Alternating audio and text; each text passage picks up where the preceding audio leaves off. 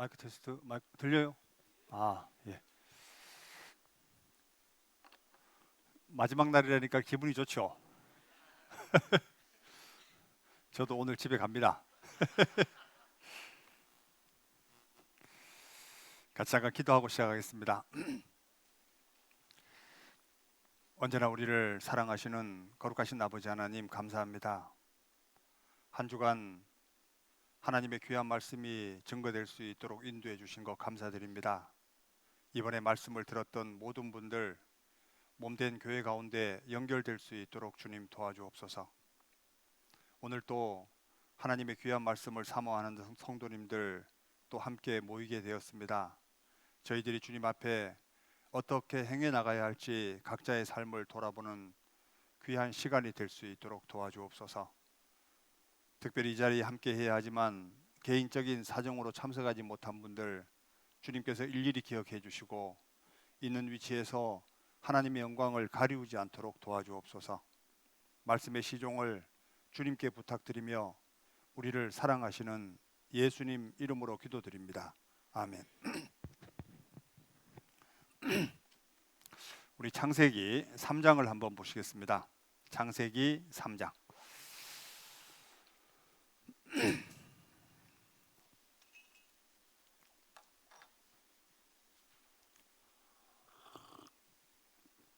창세기 3장. 제가 1절부터 읽어보겠습니다. 창세기 3장 1절. 여호와 하나님의 지으신 들짐승 중에 뱀이 가장 간교하더라. 뱀이 여자에게 물어 가로되 하나님이 참으로 너희더러 동산 모든 나무의 실과를 먹지 말라 하시더냐? 여자가 뱀에게 말하되 동산 나무의 실과를 우리가 먹을 수 있으나 동산 중앙에 있는 나무의 실과는 하나님의 말씀에 너희는 먹지도 말고 만지지도 말라 너희가 죽을까 하노라 하셨느니라. 뱀이 여자에게 이르되 너희가 결코 죽지 아니하리라. 너희가 그것을 먹는 날에는 너희 눈이 밝아 하나님과 같이 되어 선악을 알 줄을 하나님이 아심이니라. 6절 같이 읽어보죠. 여자가 그 나무를 본즉 먹음직도 하고 보암직도 하고 지혜롭게 할 만큼 탐스럽기도 한 나무인지라. 여자가 그 실과를 따먹고 자기와 함께한 남편에게도 주매 그도 먹은지라. 7절은 제가 읽어보겠습니다. 이에 그들의 눈이 밝아 자기들의 몸이 벗은 줄을 알고 무화과 나무 잎을 엮어 치마를 하였더라. 이게 본문에 보면 우리 하나님이 지으신 창조물 가운데 가장 늦게 창조한 것이 뭘까?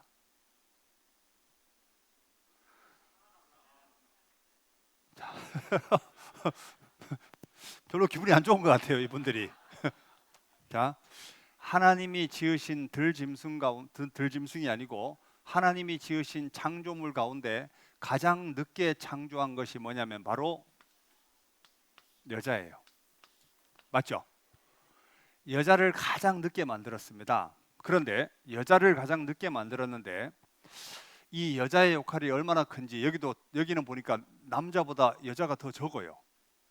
대체적으로 여자가 보통 교회 가면 여자가 많거든요.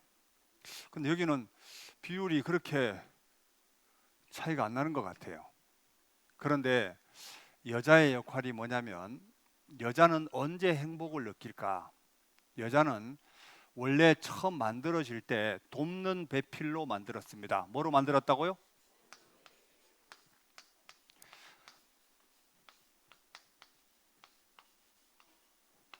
이게 원래 여자가 태생한 목적이거든요.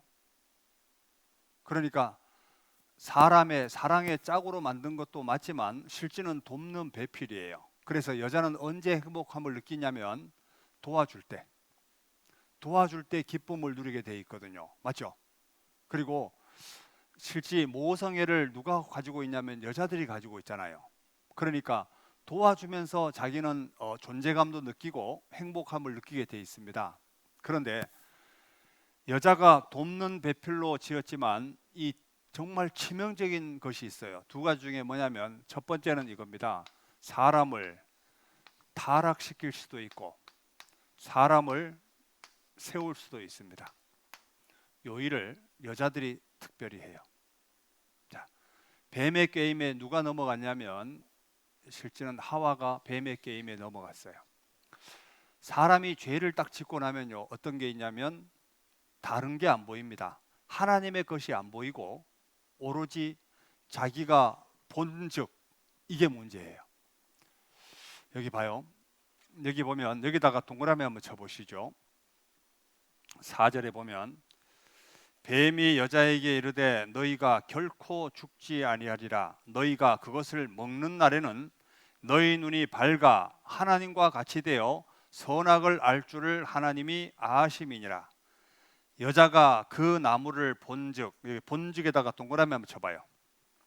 여자가 그 나무를 본즉,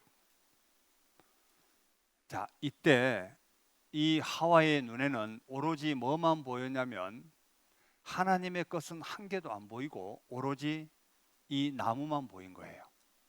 무조건 이거 다 먹어야 되겠다. 자, 우리가 세상에 살아가면서 실제는 하나님의 것이 보여야 되는데 어떤 주변 사람들의 권유라든가 주변 환경 때문에 사람은 뭐만 보이냐면 자기가 취해야 될 그것만 보이는 거예요. 이게 문제거든요. 하나님의 것이 좋은 게 너무 많아요. 자, 생각을 해봐요. 에덴 동산에 부족한 게 있었을까 없었을까? 전혀 없었겠죠. 에덴 동산에는 너무 좋은 것이 완전 충만해 있는 상황이거든요.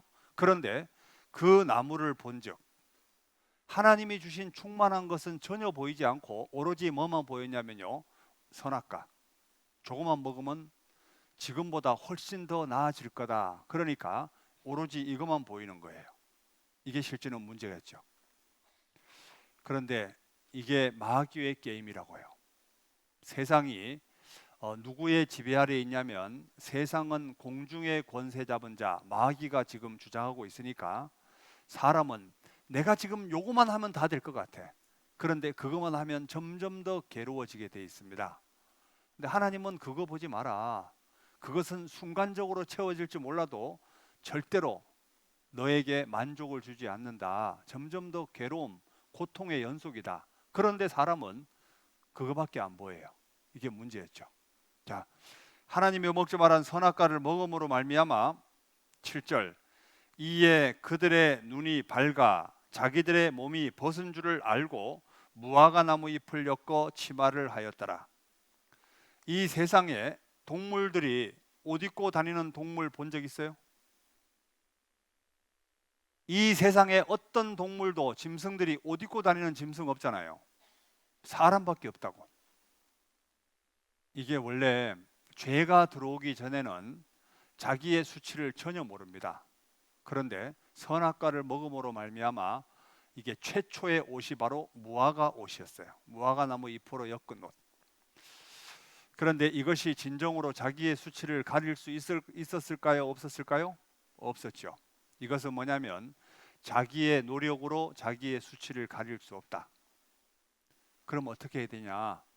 하나님이 직접 짐승을 죽여서 가죽옷을 입혔습니다. 자, 아담과 하와도 천국 갔습니다. 왜 그러냐면 하나님이 아담과 하와의 수치를 가려주기 위해서 짐승을 죽여서 가죽옷을 해 입혔거든요. 자, 이 말을 아담과 하와가 자녀들에게 계속 했을까요? 안 했을까요? 계속 했겠죠. 그 당시에 가장 큰 이슈였으니까. 그리고 아담과 하와도 처음으로 죽음이라는 것을 거기에서 보게 됐을 것 같아. 앞에서 짐승이 죽는 모습을 보니까 얼마나 비참했을까요? 여기 보시면 이게 구원의 예표입니다. 여호와 하나님이 아담과 그 아내를 위하여 가죽옷을 지어 입히시니라. 이 가죽옷이 지어지려면 자, 짐승을 죽여야 돼요. 맞죠? 짐승이 반드시 죽어야지 가죽옷이 나오게 돼 있습니다. 그런데 이건 진정으로 무화과 나무 잎으로 엮은 옷은 자기의 수치를 가릴 수 있다 없다? 가릴 수 없다. 저희들도 강원도에 있을 때 그 나무 잎사귀로 그 옷을 해 입었던 기억이 많이 나요. 여기 장성에도 그랬는가요? 옛날에 혹시 그 드라마 가운데 전후 본 세대가 지금 우리 세대 맞잖아요. 우리는 간다 이래가지고 막 나시차이 나오고 강호래이 나오고, 제가 초등학교 다닐 때 이 전우라는 드라마가 나왔습니다. 그때 딱 산에 올라가서 복술강아지 딱 저 책가방에 딱 꼽아놓고 나무 잎사귀를 가지고 딱 옷을 해 입고 막 전쟁하고 이랬거든요. 이분들은 그렇게 안 놀아봤는가 봐. 근데 그게 조금만 시간이 지나면 다 떨어집니다. 그런데 특별히 무화과나무 잎은요 더 옷 해입기 어려워요. 정말 이상하게 생겼거든요. 잎사귀가. 그걸로 원래 옷을 안 해입습니다. 그러니까 사람이 죄를 짓고 나면 지혜가 사라지게 돼 있어요. 그래서 무화과나무 잎으로 엮었는데 시간이 지나면서 막 몇 번 앉았다 일어섰다 하니까 다 보이죠. 자, 그러니까 분명히 하나님이 묻습니다. 아담아, 내가 어디 있냐? 내가 벗었으므로 두려워하여 숨었나이다. 입었잖아요. 그런데 실제는 벗은 거예요. 진정으로 자기의 수치를 가릴 수 없었습니다. 그때 하나님이 아담과 하와를 위해서 가죽옷을 지어 입힙니다. 이 가죽옷이 뭐냐면 이겁니다. 여기 보시죠. 대저 우리는 다 부정한 자 같아서 우리의 의는 다 무슨 옷? 더러운 옷 같으며, 자기가 노력으로 입은 옷은 실제는 더러운 옷이에요. 진정으로 자기의 수치를 가릴 수 없었습니다. 그런데 내가 의로운들 하나님께 무엇을 드리겠냐? 그가 내 손에서 무엇을 받으시겠느냐? 그런데 하나님이 이렇게 옷을 입힙니다. 내가 여호와로 인하여 크게 기뻐하며 내 영혼이 나의 하나님으로 인하여 즐거워하리니 이는 그가 무슨 옷으로? 구원의 옷으로 내게 입히시며 의의 겉옷으로 내게 다하심이 신랑이 사모를 쓰며 신부가 자기 보물로 단장함 같게 하셨습니다. 하나님이 구원의 옷으로 입혀줘야지 진정으로 자기의 수치를 가릴 수 있습니다. 자, 이 말을 자녀들에게 계속 아담과 하와는 얘기했을 거예요. 사실은 우리가 하나님이 먹지 말라는 선악과를 먹음으로 말미암아 이렇게 우리의 수치를 보게 됐단다. 그래서 우리의 수치를 가리려고 하는데 진정으로 수치가 가리워질 수 없었단다. 그런데 하나님이 우리의 수치를 가려주기 위해서 죄 없는 짐승을 직접 죽여서 피 흘려서 입혀준 이 옷이 바로 그 가죽옷이란다. 이 말을 계속 했겠죠. 그런데 그 자녀들에게 이 말을 계속 했을까요? 안 했을까요? 했겠죠. 그래서 창세기 4장에 보면 하나님이 그 이후에 사람들이 많이 태어났잖아요. 여기 보시면 창세기 4장에 세월이 지난 후에 가인은 땅의 소산으로 제물을 삼아 여호와께 드렸고 아벨은 자기도 양의 첫 새끼와 그 기름으로 드렸더니 여호와께서 아벨과 그 제물은 연락하셨으나 가인과 그 제물은 연락하지 아니하신지라. 가인이 심히 분하여 안색이 변하니. 자, 이게 문제예요. 봐요. 가인과 아벨이 하나님 앞에 제사를 지냅니다. 가인은 땅의 소산으로 하나님 앞에 제사를 드리고 아벨은 양의 첫 새끼로 제사를 드렸습니다. 자, 그런데 우리가 조금만 생각해 보죠. 정성으로 따지면 어떤 게 더 정성껏 드렸을 것 같아요? 가인의 제사가 훨씬 더 정성껏 드렸겠죠. 왜 그러냐면 이건 1년 동안 열심히 농사를 지어서 하나님에게 가장 좋은 것을 드렸을 겁니다. 그런데 아벨은 양치는 자이었기 때문에 자기가 키우는 양 한 마리 죽인 거예요. 정성으로 따지면 이게 훨씬 더 정성이 있습니다. 그런데 가인의 문제가 있어요. 뭐냐면 부모님이 말을 할 때 겉들었습니다. 맞죠? 원래 믿음은 언제 생기냐면 믿음은 들음에서 나며 들음은 그리스도 말씀으로 말미암았느니라. 이 가인은 겉들었지만 아벨은 확실하게 그 메시지를 받아들였던 거예요. 아, 우리도 훗날 하나님 앞에 나가기 위해서는 죄 없는 짐승을 반드시 죽여야지 되는구나. 이것을 아벨은 알았어요. 그런데 가인은 몰랐어요. 지성이면 감천이라고 이렇게 열심히 내가 공을 들여서 하나님께 드렸는데 하나님이 안 받아줄 리가 없어. 요즘 교회 다니는 사람들도 비슷한 케이스입니다. 내가 이렇게 열심히 하고 있는데 하나님이 나를 몰라줄까? 몰라줘요. 알아요? 열심보다 더 중요한 것이 뭐냐면 하나님의 뜻이 무엇인지 정확히 알고 섬기는 게 중요한 거예요. 자, 가인이 뭘 몰랐냐면 하나님을 너무 몰랐던 거예요. 하나님은 사랑과 공의를 동시에 가지고 있는 거죠.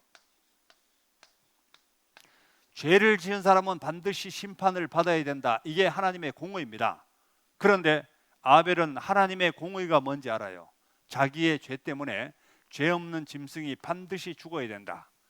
그럴 때 하나님이 그것을 받아준다. 이것을 아벨은 알았습니다. 그런데 가인은 몰랐어요. 맞죠? 자기 생각에 빠져서 그렇기 때문에 하나님의 방법을 몰랐던 게 문제예요. 이게 어디에 나와 있냐면 아벨은 믿음으로 드렸다 이렇게 말합니다. 히브리서 11장을 보시죠. 여기 보시면 이걸로 보시죠. 히브리서 11장 여기 보면 여기 보시죠. 알아서 보세요. 자, 믿음으로 아벨은 가인보다 더 나은 제사를 하나님께 드림으로 의로운 자라 하시는 증거를 얻었으니 하나님이 어디에? 그 예물에 대하여 증거하심이라. 저가 죽었으나 그 믿음으로써 오히려 말하느니라. 하나님이 바라보는 건 뭐냐면 아벨 대신에 누가 죽었냐 이걸 보는 거예요. 맞죠? 그런데 가인 대신에 누가 죽은 것이 있어요 없어요? 없죠. 그러니까 하나님이 받을 수 없었던 겁니다. 아벨은 죽었지만 하나님 앞에 갔어요. 자, 그런데 아벨이 드린 제사는 믿음으로 이렇게 말합니다. 뭘 믿음으로? 자기 대신에 짐승이 죽었다는 것을 믿음으로. 믿음으로 드린 거예요.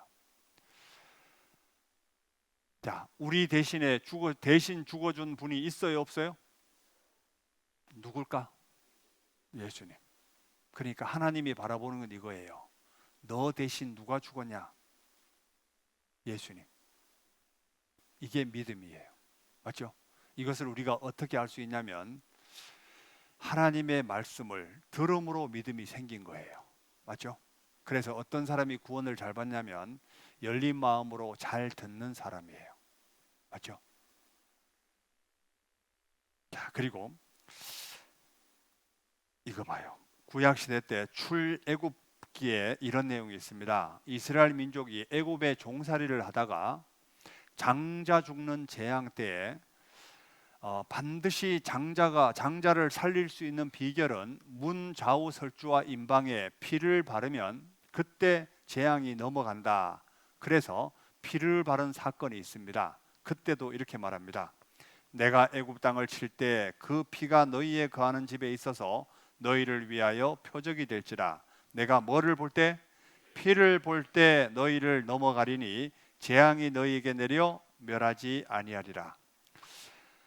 이 출애굽 시에도 이스라엘 민족이 장자가 살 수 있는 비결은 문 좌우 설주와 임방에 피를 바르면 넘어갈 거다. 자, 피를 발라놓고 안에서 벌벌 떨고 있어요. 죽었을까 살았을까? 살았죠. 맞죠? 중요한 건 하나님은 뭐를 본다?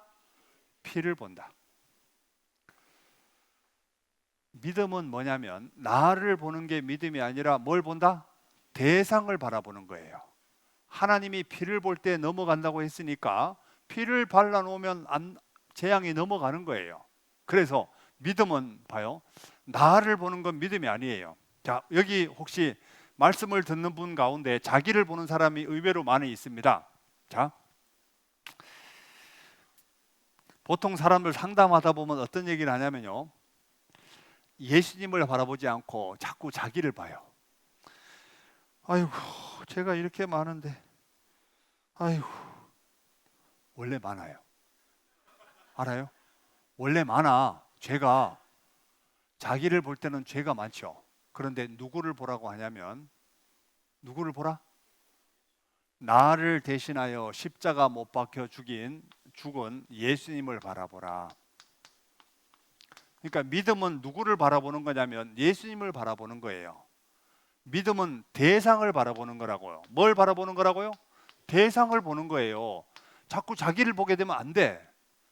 믿는다는 것은 대상을 바라보는 거예요. 그래서 믿을 신자가 이렇게 되어 있다 그랬죠. 사람이 말씀 옆에 기댈 때 믿음이 오지만 사람이 마음에 기대면 두려워하게 돼 있다. 마음에 기대는 게 아니라 말씀에 기대는 거예요. 마음에 기댄다는 이야기는 자기를 바라보는 거죠. 아이고, 이 죄를 어떻게 할까? 찬송을 부르잖아요. 찬송을 뭐라 부르냐면 나는 부족하여도 영접하실 터이니, 나는 부족하여도 영접하실 터이니 예수 공로 의지하여. 맞죠? 나는 부족하여도 영접하실 거다. 왜 그러냐면 대상이 바로 예수님이셨거든요. 이걸 바라보는 게 믿음이에요. 한번 따라해 보죠. 믿음은 대상을 보는 거다. 나를 보는 건 믿음이 아니라 깡다구예요. 맞죠? 그러니까 어떤 사람이 잘 받냐면, 구원을 잘 받냐면 공짜 좋아하는 사람이 구원을 정말 잘 받습니다. 알아요? 공짜 좋아하는 사람.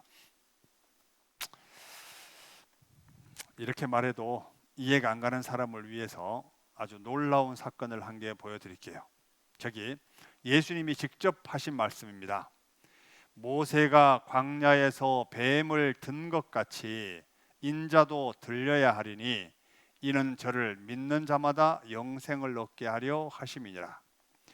이게 뭔 사건이었냐면 민수기 16장에 보면 이게 이스라엘 민족이 하나님 앞에 계속 원망하고 죄를 짓는 거예요. 그래서 하나님이 불뱀을 그냥 풀어버려요. 그래서 원망하는 사람들을 다 물게 했습니다. 그래서 뱀들이 사람을 물으니까 사람이 되게 막 이제 생명의 위협을 느낄 거 아니에요. 그때 살 수 있는 비결을 알려주기를, 모세야, 놋뱀을 만들어서 장대 위에 높이 달아라. 뱀에게 물린 자마다 놋뱀을 쳐다본 적 살게 될 거다. 이럴 때 사람들이 놋뱀을 쳐다본 자는 다 살았습니다. 그런데 에이, 이거 말도 안 된다. 어떻게 뱀에게 물렸는데 독을 빼든가 해야지. 어떻게 놋뱀을 쳐다본 적 사냐? 안 쳐다본 사람은 다 죽었습니다. 자, 그러면 믿음은 뭘까? 자기 생각이 아니라 하나님이 놋뱀을 쳐다본 적 살리라는 그 말에 의지한 사람은 다 살았다는 얘기죠. 여기 혹시 땅꾼 있어요? 땅꾼? 장성은 좀 땅꾼이 있을 것 같은데요. 땅꾼. 뭐 여기는 뭘 해먹고 살아요? 자, 제가 예전에 그 영덕에 있을 때입니다. 그 후포의 목사님이 한 분이, 그 후포 교회는 뱀이 출몰을 자주 해요. 산 밑에 교회가 있어가지고 하루는 뱀이 주방에 있고 하루는 대강당 뒤에 있고 막 수시로 뱀이 출몰하는 지역입니다. 그래서 목사님이 새벽 6시에 슬리퍼를 신고 교회 주변을 이렇게 돌다가 독사에게 엄지 발가락을 콱 깨물렸어요. 그래서 발가락을 물렸는데 막 얼마나 당황스럽겠어요. 그래서 이제 형제들에게 막 전화를 하니까 형제들이 쫓아왔습니다. 쫓아와가지고 막 이게 얼마나 당황스러울 거예요. 그런데 이제 이게 원래 옛날에 그 지식은 뱀에게 물리면 막 독을 빨아낸다 그러잖아요. 근데 사모님이 이 발가락을 안 빨아주더래. 이렇게 막 독을 안 빨아주더랍니다. 그래서 아마 속으로 이랬겠죠. 지가 빨주에 내가 빠냐고. 목사님이 좀 말랐거든요. 그런데 형제들이 와가지고 독을 빼야 된다면서 이 엄지발가락을 십자로 칼로 이렇게 탁탁 이렇게 찢었습니다. 그래가지고 막 피를 막 짜고 이래서 그 포항 병원으로 이제 모시고 가려고 승용차 뒷문을 열고 타는데, 타다가 자기만 타고 목사님 목이 걸려가 뒤에 뚝 떨어졌대요. 그 얼마나 웃기겠어요. 이 뱀에 물린 것도 서러워 죽겠는데 막 그런 일이 막 벌어졌습니다. 그래 여차여차해서 이제 포항 병원에 모시고 갔는데, 아니 그 의사가 너무 웃긴 거예요. 이 환자를 보니까 이거 엄지발가락을 막 엉망으로 만들어 놓은 거예요. 그래가지고 누가 이랬냐고. 그래서 아니 사실은 독을 빼려고 이랬다고 하니까 이게 너무 무지해서 그런 거예요. 그냥 간단하게 주사 한 대만 맞으면 바로 괜찮아집니다. 예? 해독제를 맞으면 바로 괜찮아져요. 근데 목사님이 병원에 며칠 입원했거든요. 왜 입원했냐면 뱀에게 물린 것 때문에 입원한 게 아니고 찢은 것 때문에 입원한 거예요. 자, 이게 보통 뱀에게 물린 정보는 뭐냐면, 뱀에게 물리면 빨리 그냥 가서 병원에 가서 해독제 맞아라. 바로 독이 안 퍼집니다. 그런데 혹시나 내가 병원에 오늘 못 갈 것 같고 너무 시간이 오래 걸릴 것 같으면 거기를 묶어라. 예? 왜 묶냐면 이게 안 그러면 이 묶은 곳은 괴사가 되지만 생명은 건질 수 있다. 이해가요? 그러니까 뱀에게 물리면 편하게 병원으로 가서 주사 맞으면 돼요. 그런데 묶으면, 심하게 묶으면, 피가 안 통할 정도로 묶게 되면 이게 괴사가 돼요. 죽어요. 그런데 생명 건질 수 있습니다. 이게 보통 뱀에 대한 정보예요. 그 땅꾼들이 만약에 이 말을 들었다고 해보죠. 뱀에게 물린 자마다 노뱀을 쳐다본 적 살더라. 이거 웃긴 얘기죠. 말도 안 된다. 어떻게 저럴 수 있냐. 그런데 모세가 광야에서 뱀을 든 것 같이 인자도 들려야 하리니, 죄를 범한 사람 이렇게 오해할 수 있습니다. 야, 내가 죄를 지었는데 어떻게 예수님이 십자가 달려 돌아가시면서 내 죄를 갚았다는 게, 이게 뭔가 죄는 내가 지었는데 어떻게 저럴 수 있지? 이렇게 생각하는 사람도 많이 있다고. 맞죠? 중요한 건 하나님이, 주권을 가진 하나님이 그렇게 정하신 거예요. 맞죠? 죄를 지은 사람 반드시 죽어야 된다. 그런데 대신 죽어도 된다. 예수님이 내 죄를 대신 갚았다. 그걸 받아들이면 천국 보내주겠다. 이 약속 때문에 그걸 믿는 거예요. 이해가요? 어려워요? 쉬워요? 쉽죠? 우리가 보기엔 쉬워도 예수님은 되게 어려웠습니다. 아세요? 그래서 같이 한번 읽어보죠. 여호와께서 모세에게 이르시되 불뱀을 만들어 장대 위에 달라 물린 자마다 그것을 보면 살리라. 자, 이게 노뱀 사건입니다.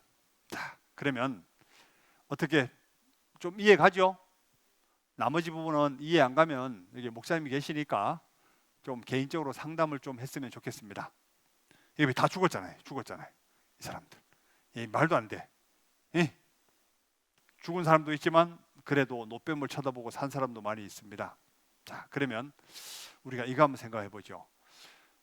구원 받았다는 사람들이 이렇게 오해하고 있습니다. 그리고 바깥에 있는 사람들도 오해하는 게, 저 교회 사람들은 구원을 받으면 어떤 죄를 지어도 천국 간다고 가르친단다.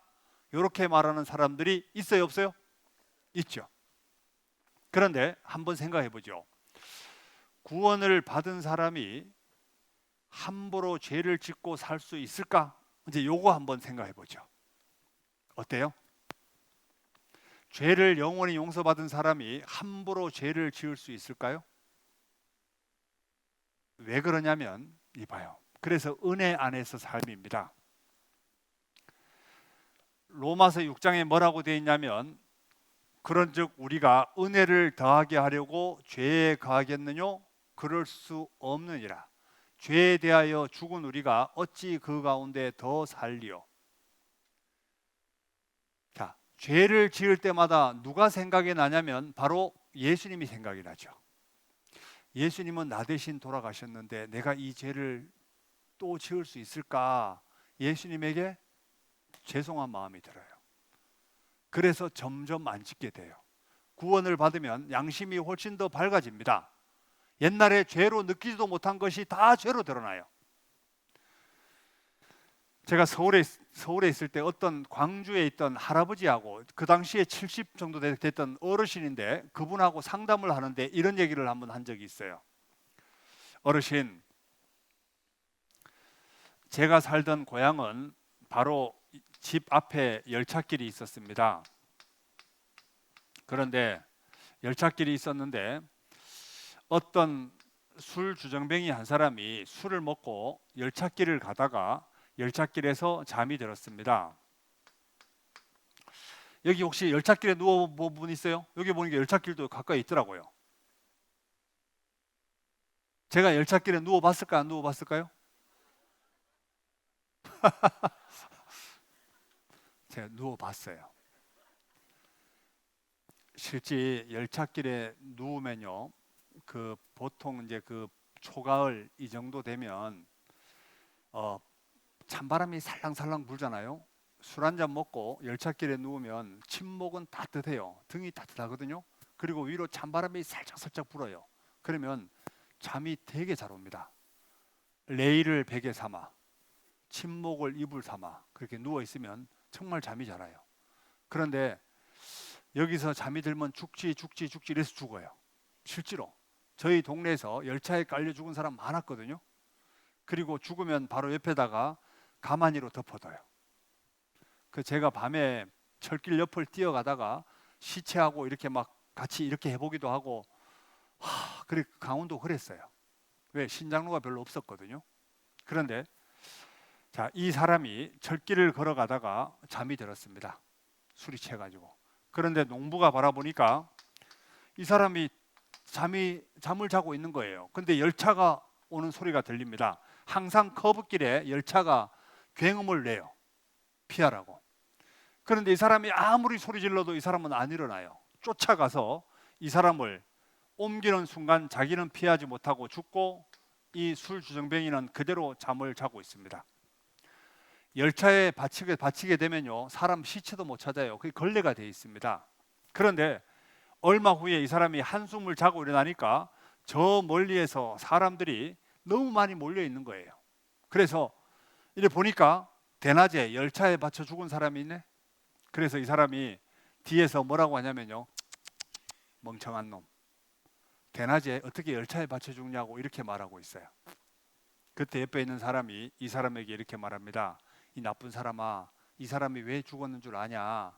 여차여차해서 이 사람이 죽게 됐단다.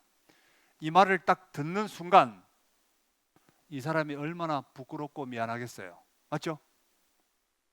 그래서 제가 그 광주에 있는 노인분에게 뭐라고 말했냐면,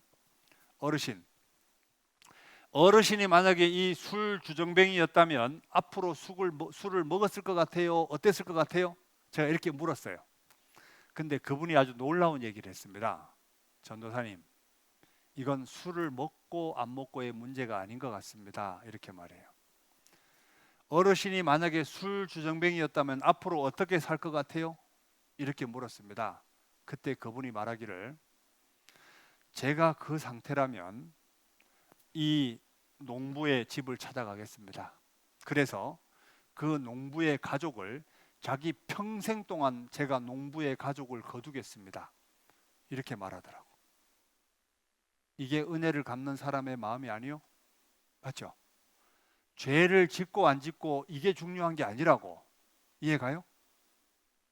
그런데 우리는 어떤 생각을 하고 있냐면, 앞으로 뭐 죄를 지어야 되나 안 지어야 되나 이걸 생각하고 있어요. 이게 정말 은혜를 받은 사람의 말이 맞냐고요. 맞죠? 실수로 죄는 지을 수 있어요. 안 그래요? 그런데 고의적으로 죄를 짓게 되면 반드시 하나님이 아버지와 아들의 관계로 매를 들게 돼 있습니다. 네? 그건 하나님이 할 영역이고 우리는요. 그래서 신앙생활은 뭐냐면 은혜 갚는 삶이에요. 은혜 안에서 삶이라고. 맞아요, 아니요? 그래서 여호와께서 내게 주신 모든 은혜를 내가 무엇으로 보답할꼬? 이게 신앙생활이에요. 시편 116편을 한번 보시죠. 이건 성경을 찾아보시죠. 시편 116편.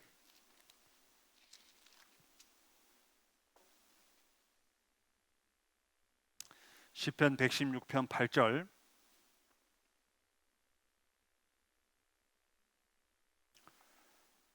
주께서 내 영혼을 사망에서, 내 눈을 눈물에서, 내 발을 넘어짐에서 건지셨나이다.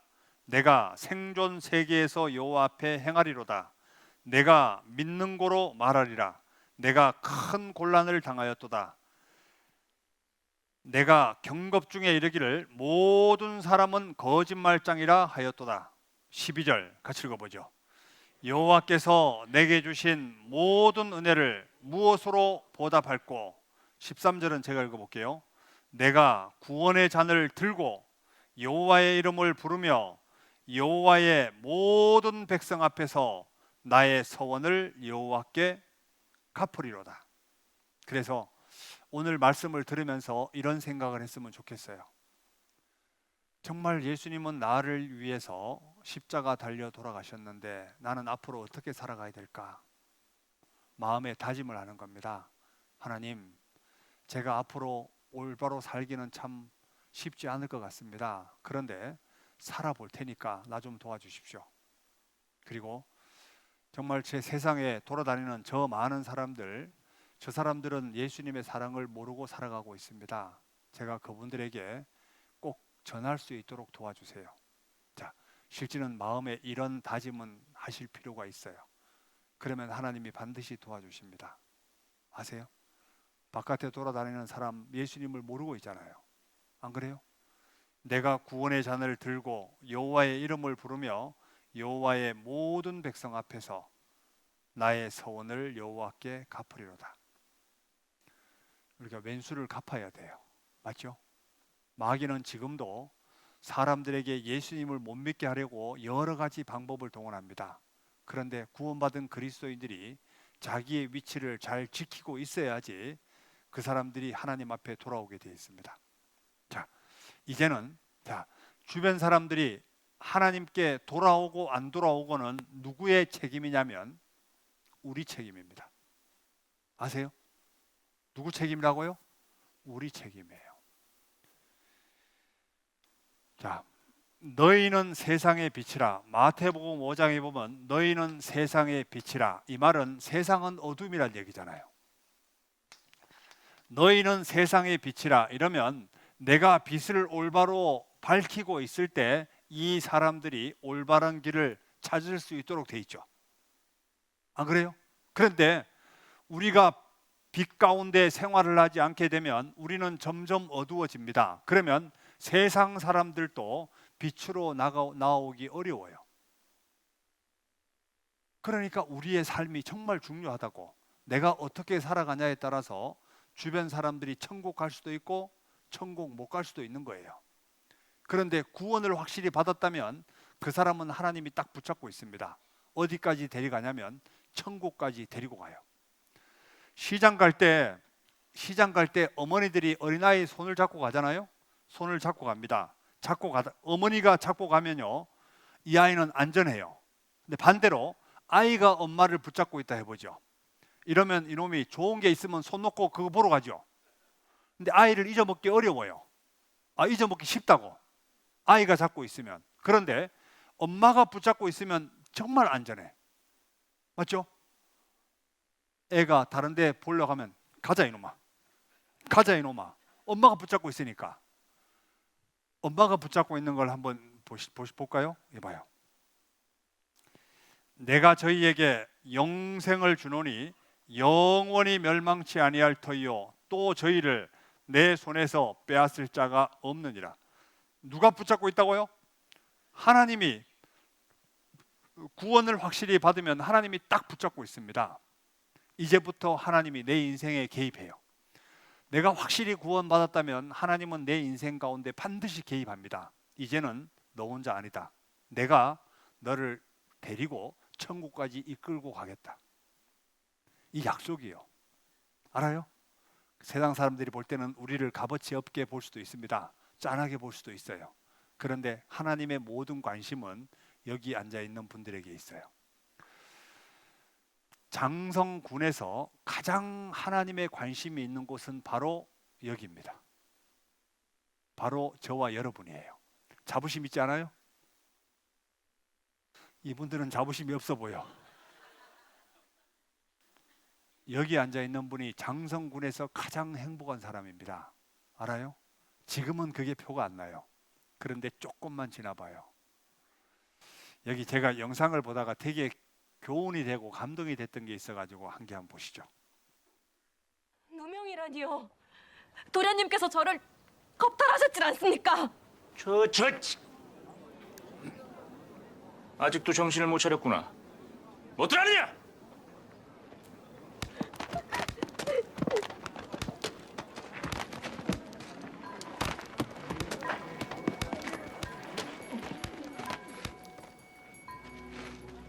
대체 이 무엇하는 짓입니까? 분명히 방자한 여종을 가르치는 중이니 상관 말고 가던 길이나 가시지요. 가던 길이나 가기엔 양쪽의 말이 너무 다른 것 같아서 말입니다.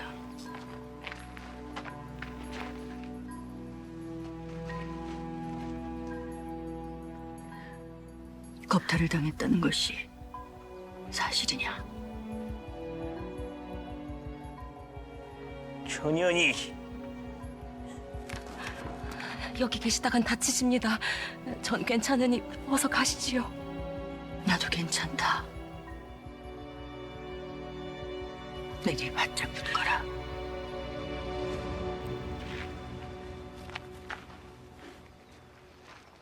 나으리께서 이 여인을 겁탈했다는 것이 사실입니까? 겁탈이라니요. 색을 밝히는 저 천한 것이 팔자 한번 고치려고 내게 꼬리를 친 것이요. 몸을 막 굴리는 계집이니 저 뱃속의 아이도 내가 아닐지도 모르지.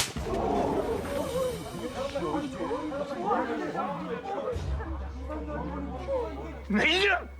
내 몸에 손을 댔느냐! 그래, 되었다. 여인을 겁탈한 것으로도 모자라 음해하고 모욕하고 또 다른 가해를 저지르고 있지 않느냐. 인연이 미쳤나? 뭐들 하느냐? 멈춰라! 좀 봐봐. 괜찮으시옵니까? 좀 봐봐.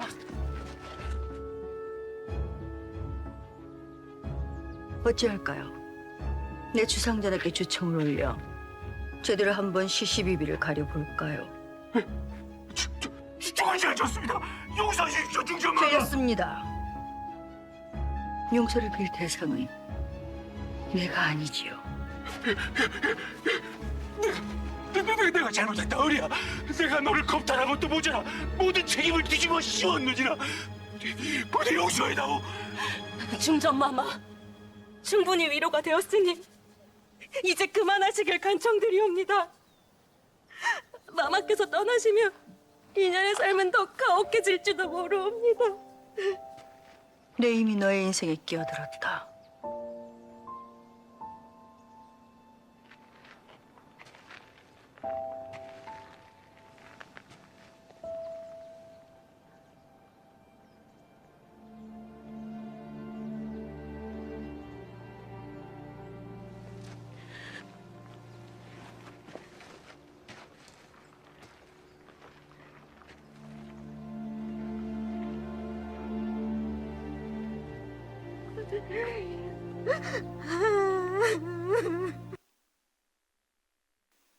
속 시원하죠? 네? 이게 뭐냐면 이미 내 인생에 끼어들었다. 실제 이제 하나님이 내가 구원을 받는 순간 내 인생에 개입합니다. 감사하지 않아요? 창조주가 내 인생에 개입할 수 있다는 것, 이거보다 복된 게 어디 있을까요?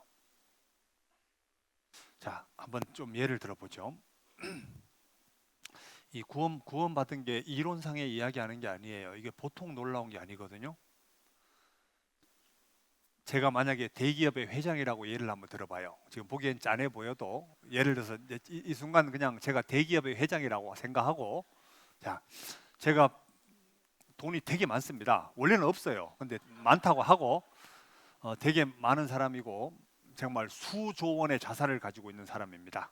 그래서 제가 이제 워낙 바쁘다 보니까 결혼도 못했어요. 원래 결혼했어요. 근데 결혼 못했다 하고. 자, 그런데 제가 이제 집에서 가정부 집안일을 도와줄 사람을 구합니다. 한 달에 월급은 500만 원.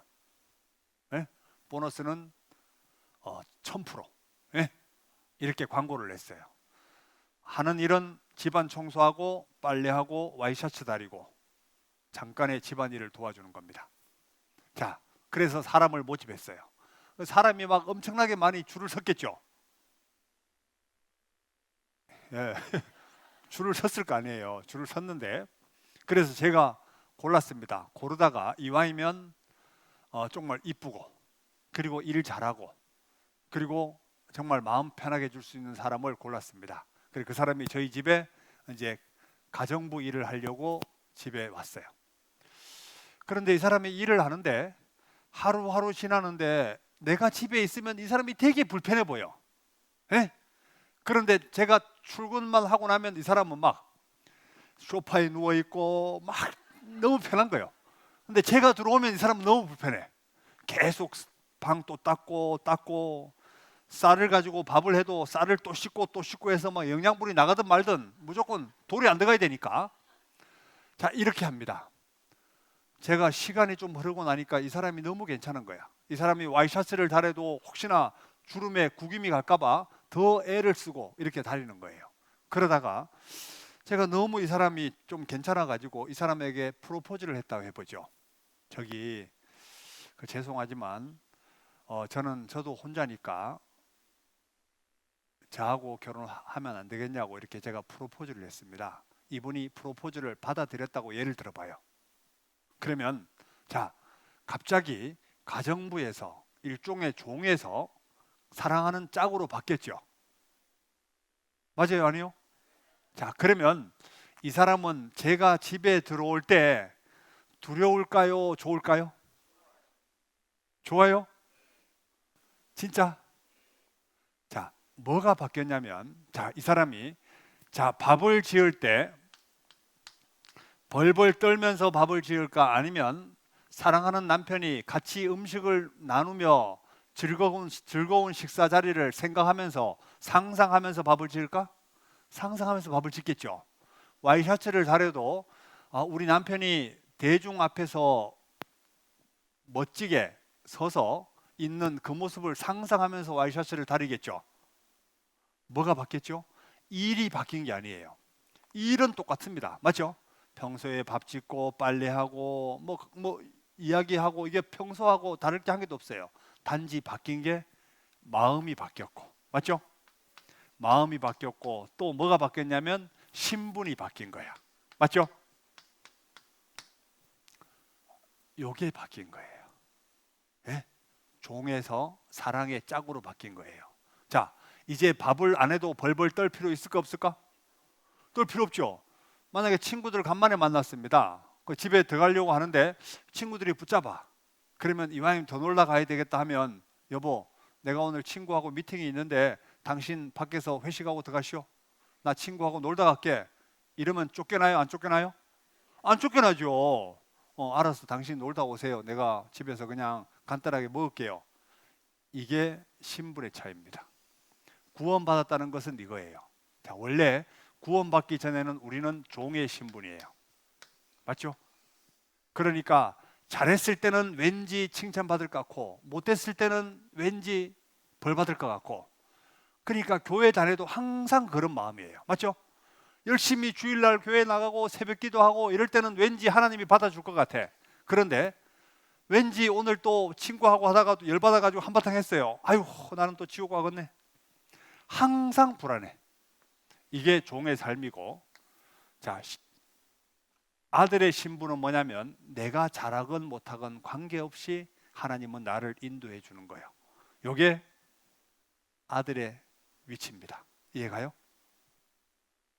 그러니까 이제는 죄를 짓건 안 짓건 알아서 하시오. 이게 왜 그러냐면 이게 자유예요. 내가 어떻게 살아가든지 실제는 자유예요. 내가 너희에게 자유를 줬다. 내가 실수로 죄를 지었다 하더라도 영원한 지옥은 안 간다. 그러나 성경은 뭘 말하고 있냐면 그 자유로 너 정말 자유를 얻지 않았냐. 그런데 그 자유로 육체의 기회를 삼지 마라. 이해가요? 왜 그러냐면 나를 사랑한다면 그 자유를 정말 선한 쪽으로 이끌어 갔으면 좋겠다. 그리고 그 자유로 많은 사람을 인도했으면 좋겠다. 이것 하나님이 바라는 거예요. 그리고 구원받은 그리스도인들이 은혜 안의 삶이라는 건 뭐냐면, 자 봐요. 계속적으로 살아가다 보면 이렇게 주님의 사랑이 컸구나, 이렇게 컸구나, 이 강도도 점점 더 깨닫게 되어 있습니다. 왜 그러냐면 구원받은 분들 시간이 5년이고 10년이고 지나간 사람들이 이런 마음이 있어요, 없어요?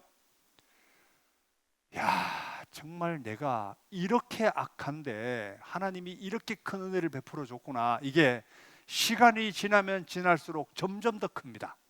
아세요? 자기가 더럽다는 것을 점점 더 알아가게 돼 있어요. 맞죠?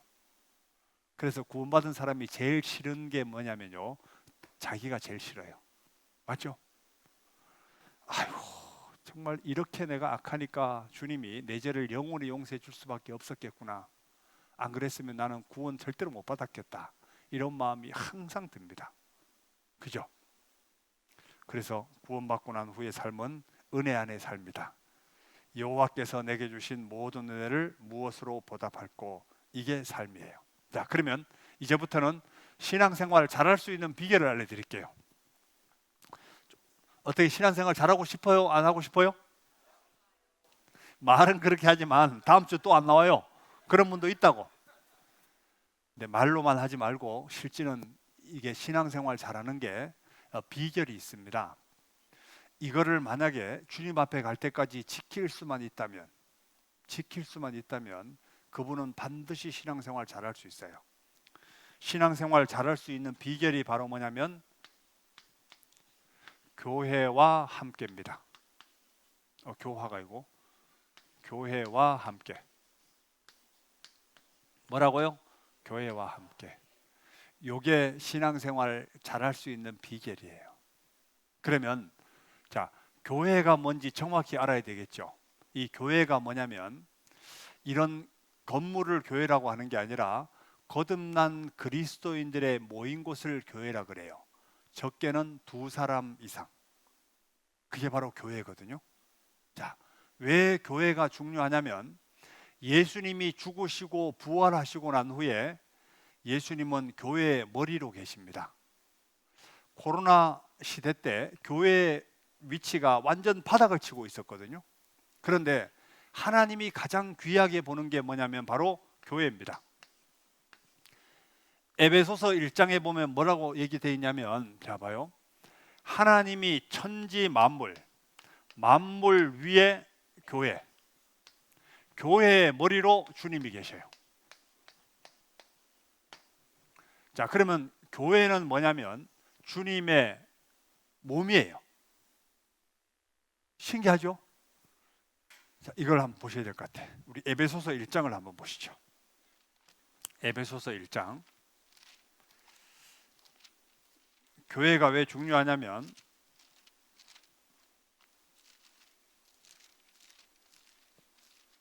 에베소서 1장.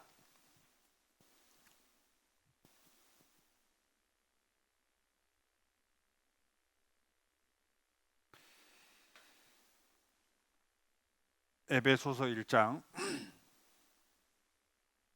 20절. 그 능력이 그리스도 안에서 역사하사 죽은 자들 가운데서 다시 살리시고 하늘에서 자기의 오른편에 앉히사 모든 정사와 권세와 능력과 주관하는 자와 이 세상뿐 아니라 오는 세상에 일컫는 모든 이름 위에 뛰어나게 하시고, 예수님을 얘기하거든요. 또 만물을 그 발 아래 복종하게 하시고, 그를 만물 위에, 교회에 뭐로 주셨다고요? 머리로 주셨다. 그래서 자, 만물이 있으면 만물 위에 있는 게 교회예요. 그러면 이 세상에서 가장 위에 있는 게 바로 교회라고. 하나님은 교회를 만물보다 훨씬 더 높여놨어요. 이게 교회예요. 그러면 교회의 머리로 계신 분이 주님이에요. 교회의 머리로 계신 분이 주님이라면 교회는 주님의 몸이에요. 맞죠? 그러면 하나님의 역사를 보기 위해서는 반드시 내가 교회 가운데, 몸된 교회 가운데 거해야지 하나님의 역사를 볼 수 있다. 이게 법칙이에요. 왜? 하나님이 이렇게 만들었거든요. 자, 그러면 우리가 구원을 받았다 하고 개인적으로 성경을 본다고 내가 변하냐? 절대로 아니에요. 왜 그러냐면 하나님의 각종 지혜를 배우기 위해서는 반드시 내가 교회와 연결되어 있어야지 하나님의 각종 지혜를 배울 수 있어요. 하나님이 이 방법을 선택했거든요. 에베소서 편김에 한번 보시죠. 에베소서 보면 에베소서 3장 9절에 보면 영원부터 만물을 창조하신 하나님 속에 감추었던 비밀의 경륜이 어떠한 것을 드러내게 하려 하심이라. 이는 이제 어디로 말미암아? 교회로 말미암아 하늘에서 정사와 권세들에게 하나님의 각종 지혜를 알게 하려 하심이니.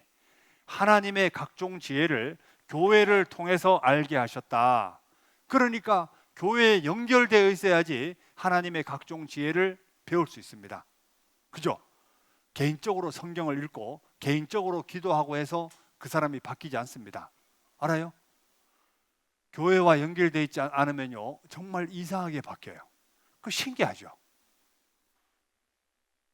그래서 여기 보시면, 자, 교회에 대해서 잠깐 보면요, 이런 겁니다.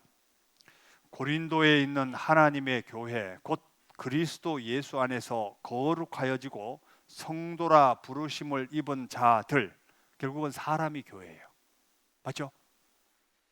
또 각처에서 우리 주 곧 저희와 우리 주 대신 예수 그리스도의 이름을 부르는 모든 자들에게, 그러니까 사람이 교회란 얘기입니다. 아시아의 교회들이 너희에게 문안하고, 이 말은 어떻게 건물들이 문안해요? 그러니까 아시아의 교회들이 너희에게 문안하고, 이 말은 교회는 건물이 아니라 사람이다. 아굴라와 브리스가와 및 그 집에 있는 교회, 집에 있는 교회라니까 사람이잖아요. 라오디게아에 있는 형제들과 눈바와 그 여자의 집에 있는 교회, 이러니까 반드시 교회예요. 교회는 사람이라고.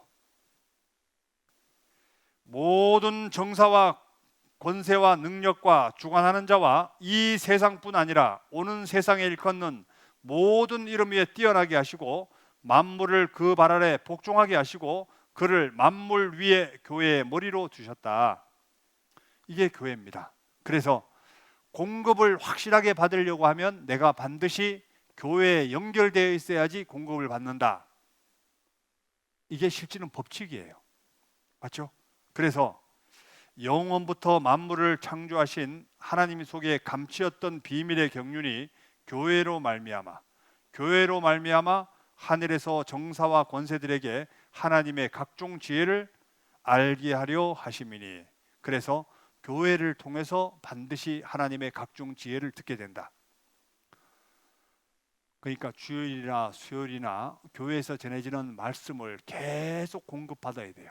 그러면 신기하게도 자기도 모르게 자기가 변해요. 맞죠? 그러니까 요거만 잘하면 일단 신앙생활은 잘할 수 있어요. 그리고 나는 말씀만 듣는다, 이것도 신앙생활하기 어렵습니다. 말씀만 들어서 되는 게 아니라 교제 가운데 거해야 돼요. 왜 그러냐면 우리가 이렇게 모임이 있을 때 함께 모이잖아요. 함께 모이고 할 때 왜 사람이 변하냐면 신기하게도 거기에 이것 때문에 변해요. 같이 읽어볼까요? 두세 사람이 내 이름으로 모인 곳에는 나도 그들 중에 있느니라. 그러면 구원받은 그리스도인들이 최소 단위로 2명 이상 모인 곳에는 그 자리에 주님이 함께 계십니다. 그러니까 구원받은 사람은 만나면 만날수록 변해요. 그죠? 그러니까 이게 신기해요. 이게 법칙이라고. 그래서 만남을 갖지 않으면 구원받은 그리스도인들은 내가 변하지 않아요. 그리고 실제 간증을 할 때도 이런 거죠. 간증을 할 때도 구원받은 그리스도인들이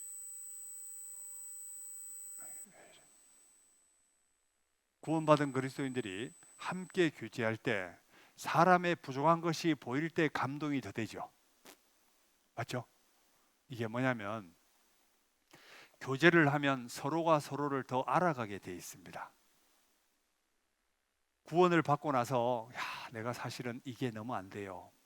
내가 실제 담배를 지금 못 끊고 있는데 정말 나를 위해 기도 좀 해주시오. 자, 그러면 신기하게도 그 사람에 대해서 하나님이 자기가 입에서 꺼냈기 때문에 말의 힘도 있지만 그걸 위해서 주변 형제자매들이 함께 기도해 줍니다. 아세요? 그런 간증을 들으면 힘이 나요, 안 나요? 힘이 나죠. 그래서 점점 사람이 교제 가운데서 서로를 더 알아가고 점점 생활도 변해가게 돼 있습니다. 근데 요즘은 그런 간증들이 점점 더 사라지고 있는 시대예요. 자기의 치부를 거의 말을 잘 안 하거든요. 그런데 예전에는요, 자기의 약한 부분들을 많이 드러냈습니다. 제가 그 강원도 동해에 있을 때 어떤 형제가 교제를 꺼리는 분이 있었어요. 근데 이분이 말씀은 듣고 구원을 받았다고 하는데 교제를 잘 안 나가는 거예요. 그래서 제가 너무 이제 그분을 권유해서 이제 교제에 나왔는데 그날 하필이면 첫날 교제 때 어떤 분이 간증을 하기를 부부 싸움을 한 걸 간증한 거야. 근데 왜 이게 기계음이 들리죠? 내가 잘못하는가? 아니죠. 네. 그래서 부부 싸움 했다는 간증을 듣고 나서 이분이, 저는 그때 왜 하필이면 저런 얘기를 하지? 처음 나온 형제인데 이런 생각했는데요. 이 형제가 교제가 끝나고 나서 홍 형제님, 오늘 제가 교회 참석하기 너무 잘했다고 이러는 거예요. 왜요? 우리 집은 맨날 싸워요. 나는 형제자매들이 다들 천사같이 보여가지고 저분들은 안 싸울 줄 알고 그랬는데 형제자매들도 싸우는구나. 이제 이게 자기는 너무 감동이 됐다는 거야.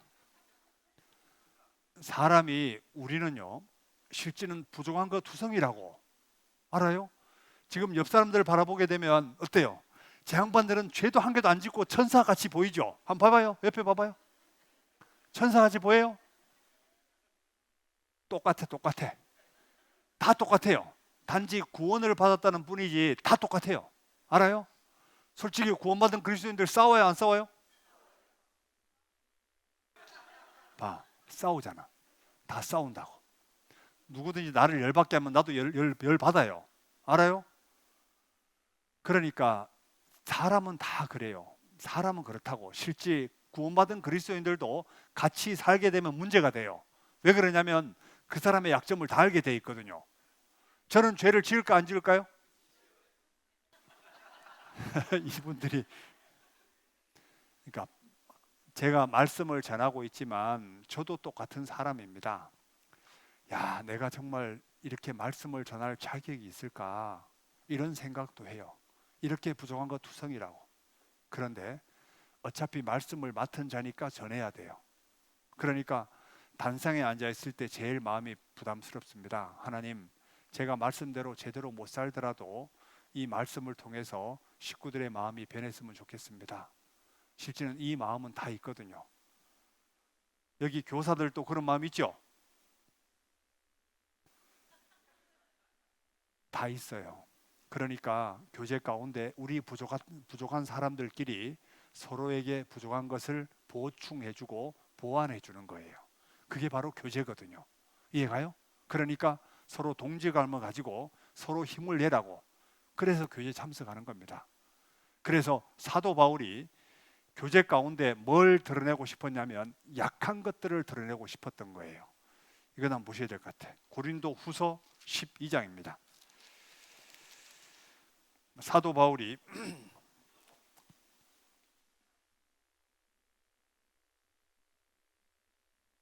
고린도 후서 12장 7절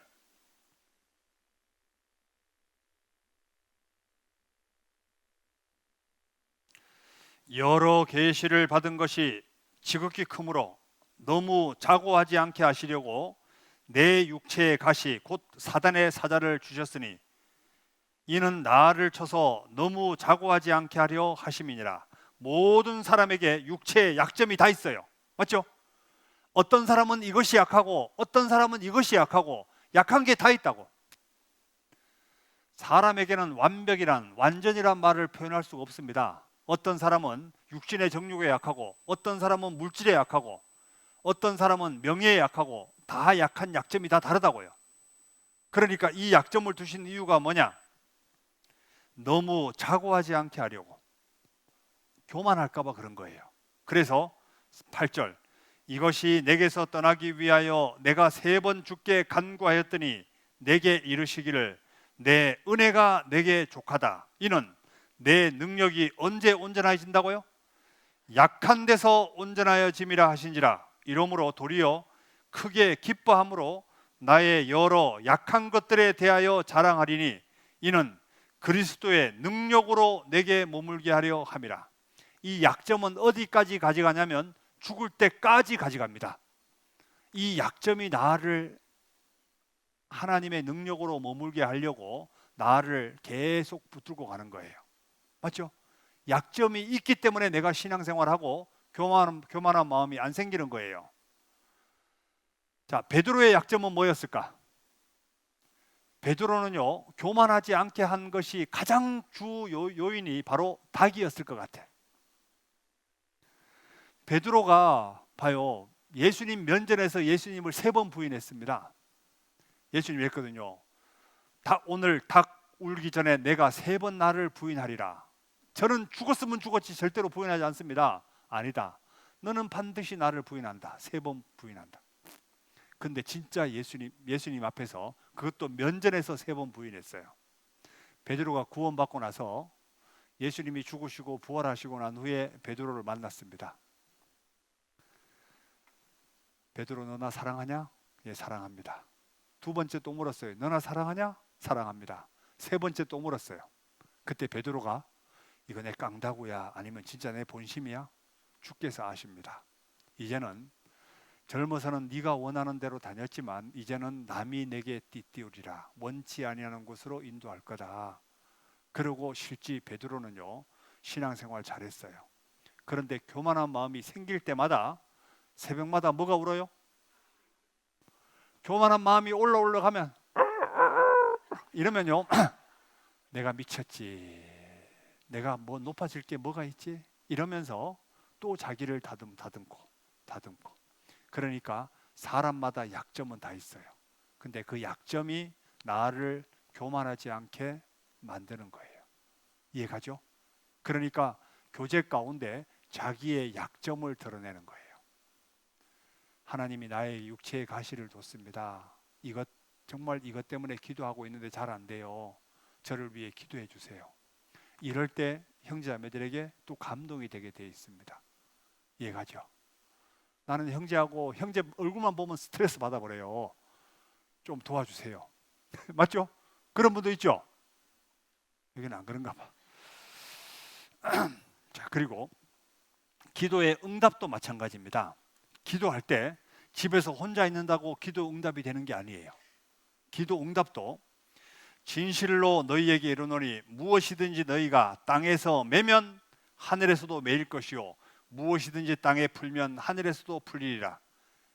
진실로 다시 너희에게 이르노니 너희 중에 2사람이 가장 적은 단위의 교회예요.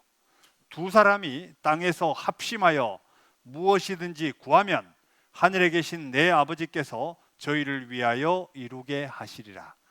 기도 응답도 교회와 연결되어 있어야지 기도의 응답도 있도록 되어 있습니다.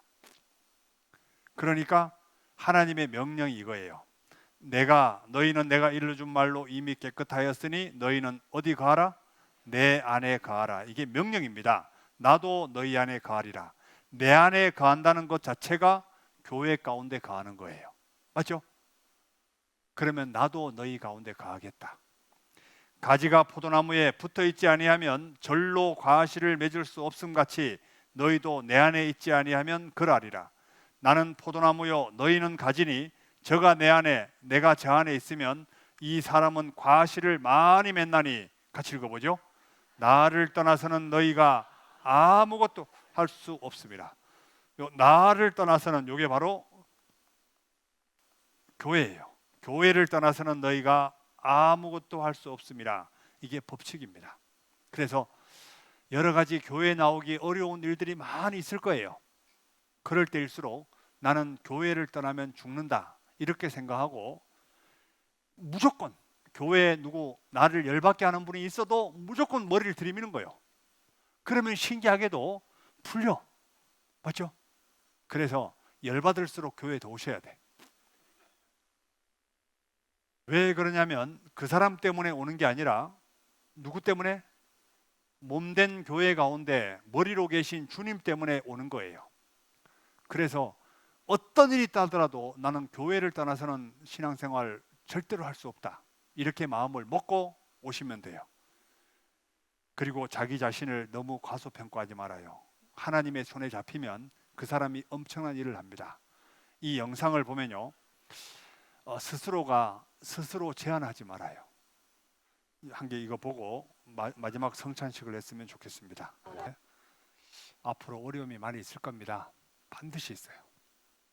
그런데 어려움이 있다 할지라도 그래도 끝까지 잘 버티고, 분명히 하나님이 어려움을 줄 때는 뭔가 특별한 계획이 있을 거니까 그것도 그냥 하나님의 계획 속에 있다고 믿고 그냥 어려움들을 잘 이겨냈으면 좋겠어요. 그래서 신앙생활 잘 하시게요. 그리고 다음에 또 뵀을 때는 좀 더 신앙이 성장한 모습으로 함께 뵀으면 좋겠습니다. 마지막으로 예수님께서 명령하신 것이 두 가지가 있는데, 하나는 성찬식이고 하나는 침례식이에요. 침례식은 나중에 이제 여름에 학예 수양회라든가 이런 데 가면 침례식을 할 거니까 오늘은 잠깐 성찬식에 대한 부분만 말씀만 좀 보고 마치죠. 여기 보시면 내가 너희에게 전한 것은 주께 받은 것이니 곧 주 예수께서 잡히시던 밤에 떡을 가지사 축사하시고 떼어 가라사대 이것은 너희를 위하는 내 몸이니 이것을 행하여 나를 뭐하라? 기념하라 하시고, 또 식후에 또한 이와 같이 잔을 가지시고 가라사대 이 잔은 내 피로 세운 새 언약이니 이것을 행하여 마실 때마다 나를 기념하라. 기념이란 말이 다른 말로 말하면 기억하라. 예수님의 그 몸, 나를 건지기 위해서 채찍에 맞으신 그 몸, 그리고 나를 대신해서 피 흘려 돌아가신 그거 좀 기억해라 이 말이거든요. 그리고 떡이 만들어지기 위해서는 우리가 축복하는 바 축복의 잔은 그리스도의 피에 참여함이 아니며 우리가 떼는 떡은 그리스도의 몸에 참여함이 아니냐. 떡이 하나이요 많은 우리가 한 몸이니 이는 우리가 다 한 떡에 참여함이라. 너희가 이 떡을 먹으며 이 잔을 마실 때마다 주의 죽으심을 오실 때까지 뭐하는 것이라? 전하는 것이라. 그러므로 누구든지 주의 떡이나 잔을 합당치 않게 먹고 마시는 자는 주의 몸과 피를 범하는 죄가 있느니라. 사람이 자기를 살피고 그 후에야 이 떡을 먹고 이 잔을 마실지니. 그래서 성찬식의 교훈은 뭐냐면 이겁니다. 우리는 한 몸이다. 운명 공동체다. 왜? 떡이 되기 위해서는 같이 이렇게 합쳐져야지 떡이 되잖아요. 그래서 교회가 힘들고 어려울 때 함께 희생하고, 맞죠? 함께 수고하고 우리는 운명 공동체다. 이걸 좀 기억하는 마음으로 성찬식을 했으면 좋겠고, 또 다른 이유는 예수님의 죽으심과 부활, 그리고 예수님이 지키신 거, 나를 대신해서 고통받으신 거 이걸 좀 제발 기억해라. 이런 의미에서 성찬식이 있고, 그리고 마음에 다짐하는 겁니다. 이 사실을 주변 사람들에게 주님 오실 때까지 이거 전하며 살아야 되겠다. 이런 마음으로 떡을 뗐으면 좋겠고요. 그리고 자기를 살피는 겁니다. 지금까지 신앙생활 하면서 혹시나 내가 하나님 앞에 순종하지 못한 죄가 있다면 이 자리에 마음의 다짐을 또 하는 겁니다. 하나님, 제가 버리지 못한 죄가 있는데 이번 일을 계기로 좀 버리고 하나님이 원하시는 뜻 가운데 살 수 있도록 도와주세요. 반드시 자기를 살피고 이 떡을 떼고 잔을 마셨으면 좋겠습니다. 그래서 성찬 요원들 나오셔가지고 자, 우리 담임 목사님이 성찬 기도를 해 주셨으면 좋겠습니다. 성찬 요원들 나오시죠.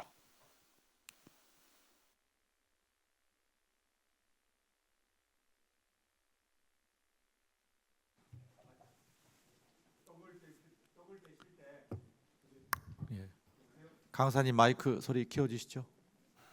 떡을 떼실 때 좀 이따 식사 시간대에 떡을 드릴 거니까 배고프다고 주먹만큼 뜯지 마시고요. 조금씩 뜯어 드시면 좋겠습니다. 떡을 받고 그리고 잔을 받으시면 좋겠습니다. 네, 함께 기도드리겠습니다. 주님의 크신 은혜 참으로 감사합니다. 죄인으로 태어나서 하나님을 떠나 죄 가운데 내 마음대로 살아왔던 저희들을 주님께서 먼저 사랑해 주시고 우리 대신 예수님을 통해 우리의 모든 죄를 짊어지게 하시고 우리가 받아야 될 죄값으로 십자가에 피를 다 쏟아주셔서 우리의 모든 죄를 깨끗하게 씻겨주셔서 참으로 감사합니다. 아무런 자격 없는 저희들 주님의 은혜로 모든 죄를 사함받고 이제는 천국에 갈 수 있는 소망을 얻게 되었습니다. 하나님 아버지 참으로 크신 은혜 감사드립니다.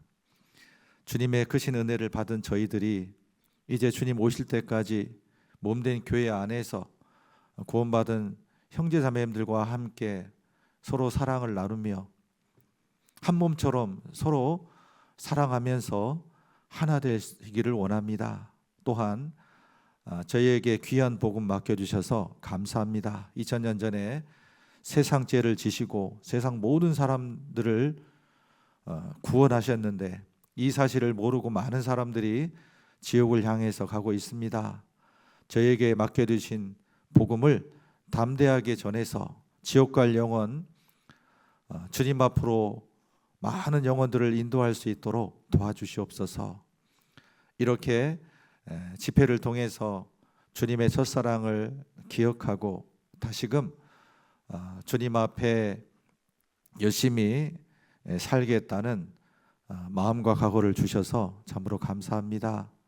주님 오실 때까지 주님께 받은 사랑을 생각하면서 저희들 하나님의 자녀답게 살 수 있게 해주시고 또 저희의 삶이 오로지 복음을 위한 삶으로 남은 삶을 살아갈 수 있도록 도와주시옵소서.